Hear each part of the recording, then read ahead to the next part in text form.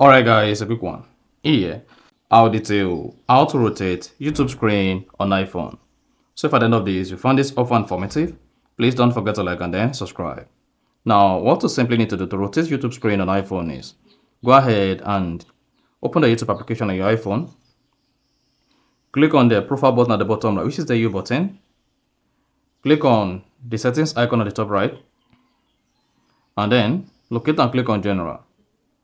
Under General, it should say Rotate Screen. Enable landscape layout where you rotate your device if your device portrait lock is off.